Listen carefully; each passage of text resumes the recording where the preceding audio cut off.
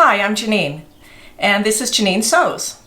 Today I'm going to tell you about my makes from late June and July.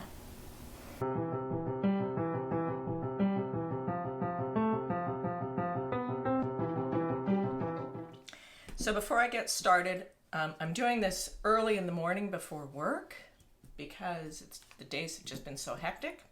So I'm a little bleary-eyed, but I am wearing, because it's a work day, Simplicity 1461, which is a princess seam tunic. This is a poly chambray that I bought at Hobby Lobby last year. I really like the fabric. I like the shape of the top. Well, and I see we've got our little friend Gracie here with us again this morning. I like this, however, the pattern is designed to have buttons on the front. It's supposed to have 3 buttons, and I just put little enamel buttons on, and it constantly falls open. Drives me crazy. The buttons fall in, they fall out. I've kind of considered putting like a chain or something here, but I do like it. I like the shape of it. I made this twice, but this is something I wear to work all the time. So what did I make? July was pretty busy. I had a sewing guild sew-in the weekend of Independence Day, so that was a full day of sewing. And then I also just focused a fair bit on doing 30 minutes a day. So it might be I sit down for 20 minutes in the morning before I go to work just to finish something up, or it could wind up being a longer time on the weekend. But this is really working out well for me. I've been doing this most of the year, and I am getting a lot more done and not feeling as rushed, because if maybe I need to work on a difficult seam or just take a breath, if I'm just working for 30 minutes, I don't feel the pressure. So anyway, that's been working for me. At the end of June, in my last video, I showed you a t-shirt dress that was almost finished, and I did finish that. That became my birthday dress. I'm going to show it here on the side. The pattern that I used is Simplicity 8595, which is a really simple t-shirt dress. I made the shorter version with short sleeves. When I made it up, I added 4 inches to the length because I was concerned that it was going to be too short. And I did struggle with this fabric because my cover stitch did not like it very much. So I wound up spending many hours, probably 3 hours, rushing to finish it, and the cover stitch kept skipping stitches. The ITY it's an ITY, and it's got a little bit of a texture to it. Then someone suggested buying Maxi Lock stretch thread for the loopers, and I went out to, I don't know if it's Wawak or Waywak, W-A-W-A-K, and they had some on sale, so I bought a bunch of that, and it wound up being perfect. It's helped my stitching on the cover stitch so much on that particular fabric where it just would not work. It didn't matter what I changed, how many settings I changed. As soon as I put that Maxi Lock stretch into the looper, I did not have a single skipped stitch. So I've ordered several colors, not every color. Thank you, you can't have my tea. I've ordered several colors, and I think that that's going to make my cover stitching experience a little bit less frustrating. So I wore the dress. I picked out all of the hem and sleeve seams because I wasn't able to get it done in time for my birthday. Afterwards, I picked them all out. And then at the same time, my husband said to me, I think you should shorten it. It looks like a muumuu. So I took off the 4 inches that I had originally added. The dress weighs about 4 or 5 ounces, so it's going to be going everywhere when I travel this summer. The next project was the Poppy Art Gallery fabric that I bought last month. And I wound up making a cap-sleeved, high-low, elliptical-shaped top. Simplicity 0683. This one here. The fabric doesn't actually call for a cotton jersey, but it wound up working really well. it hangs nicely. Maybe it doesn't drape anywhere near as much as they suggest. I've made this pattern twice before, once in a batik, which is a recommended fabric, and the second time in a stretch chiffon. It does not work well in the batik. It doesn't have enough ease, or it didn't, maybe it's just me. It didn't have enough ease for me. But in the cotton, stretch cotton from Art Gallery, it worked really well. It's bright, it's fun, it's good, it's summery, and that fabric is so great to work with. Then my next project was another version of Pamela's Patterns Pleated Back Flowy Tee, which is this pattern here. And I made this in the spring in a poppy colored jersey. And I thought that the fabric was a little bit heavy.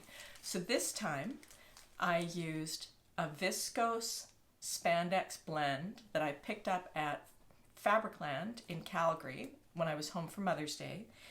And it turned out being a really good choice. The fabric is super drapey, very stretchy, very comfortable as well.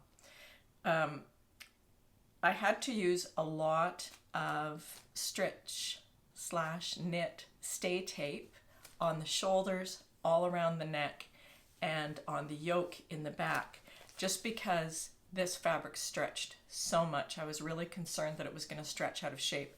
I wouldn't even hang it on my dress form overnight because I was concerned that I'd come back and it'd be 3 inches longer. Now that it's made up, it feels like pajamas. The fabric is very soft, and it's lightweight enough that I can wear it on a summer day and not get overheated. It's also nice having the elbow length sleeves because it keeps you a little bit warm when the AC is turned up too high.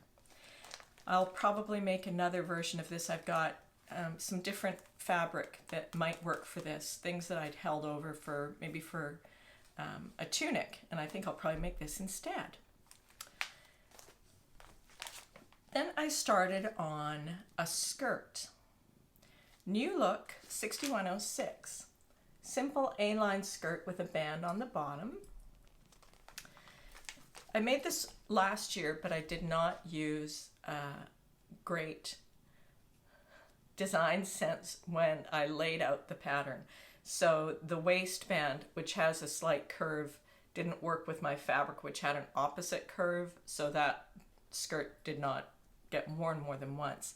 This time I had purchased 2 panels at Fabricmart last year, and when the fabric arrived, it was not what I expected, and I just couldn't think of how I would use it. I'd originally thought of using it for a dress. Then I decided to make this skirt, and I don't have a huge stash, so I just dug through my little bit of fabric and I found these panels, and I took another look at them and I thought, you know what, I think this might work for this skirt, and turned out perfectly. I was able to use the solid fabric for the waistband and for the front pocket yoke, which is in fact the inside of the pocket that shows, and then place the panel so that it was just at the right place on the hem. So I fussed around a little bit with this. I did 2, I like how this wound up here.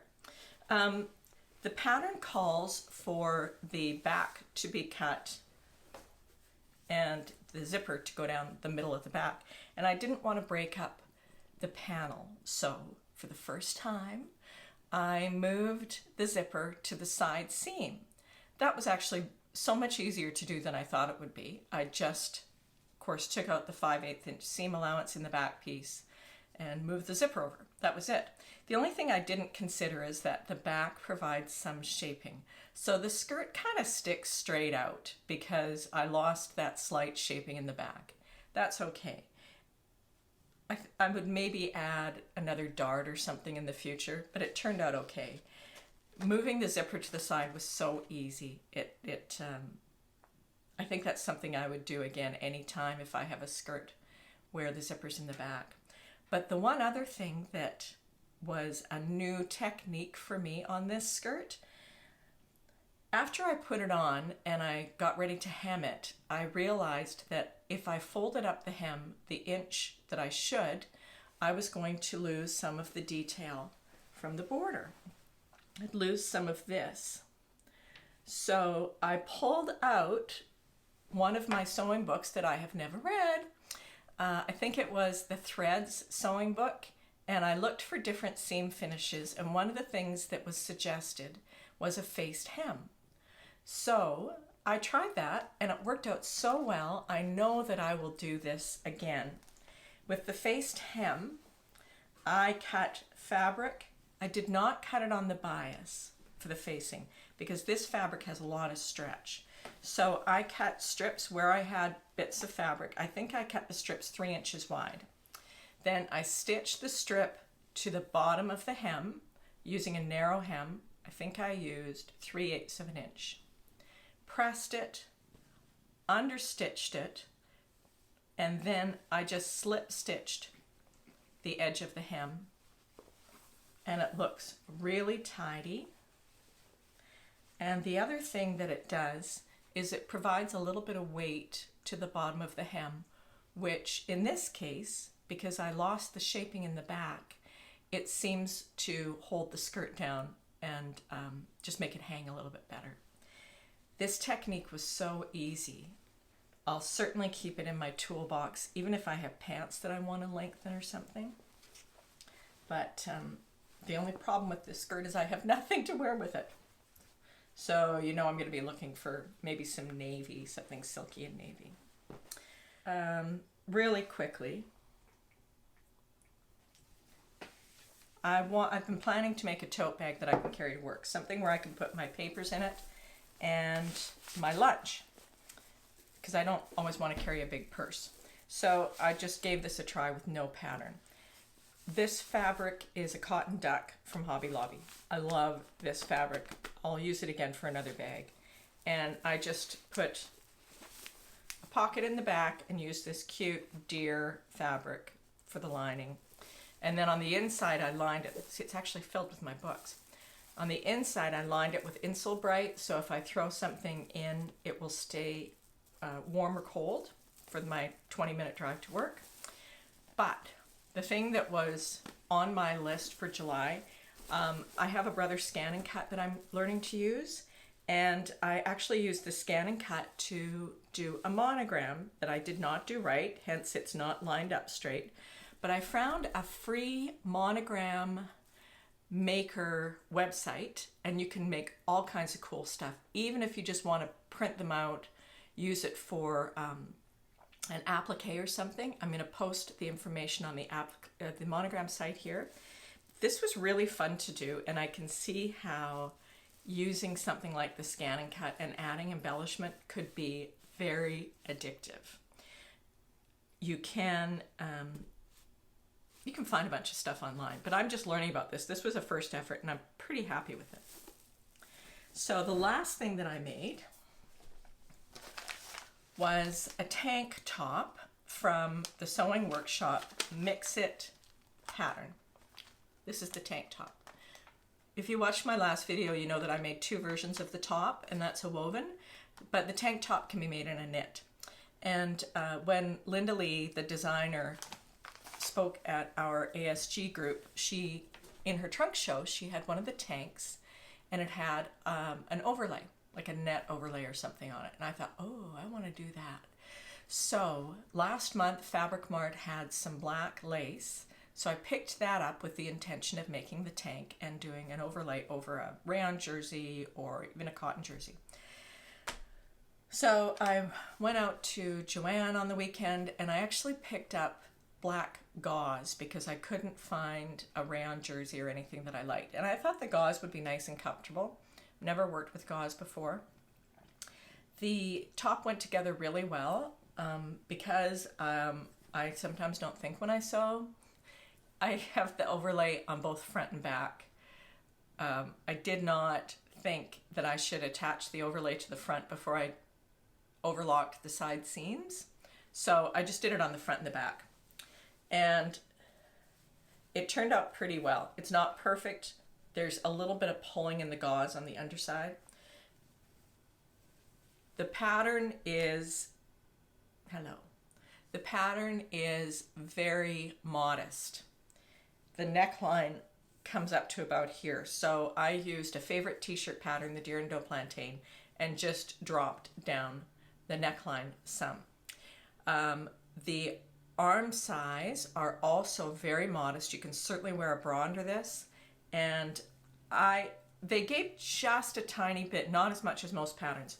So I wound up just doing a small dart in the front of the arm side, and you actually can't see it at all because of this fabric. But otherwise, it's a super simple pattern. It fits nicely. It's slightly elliptical. The only thing, it's finished, but it's not finished.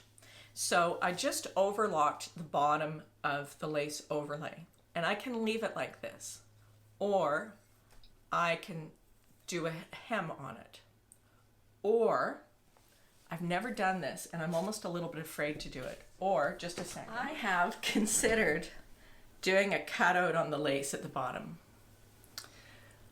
See, the problem is though, some of the flowers would wind up becoming mice. So this little thing here, it's going to be a mouse instead of a flower. Otherwise, the hem's going to be really jumping all over the place. So I don't know what I'm going to do. I'm going to leave it like this for now, and I can always go back and trim it out. This also means that I would have to be very, very precise, and sometimes that's not one of my strong points. This weekend, I'm going to the American Sewing Guild National Conference. It's 4 days. One day is a meeting that I have to attend for my chapter, and then I'm going to go to a lot of classes. I'm going to do my very best to get some video of everything that goes on there, and then I'll post that video hopefully next week. And I'll also show you what I bought and what I'm planning to make in the next month or so. I did buy a bunch of fabric so far. And I know that people sell fabric at the Sewing Guild's conference. They also sell lots of notions and cool things. So hopefully I'll come back with some fun stuff. But that's what I was up to. I'd love to hear your suggestions, your comments, critiques. Thank you for watching. Thank you so much for subscribing. And I look forward to seeing you soon.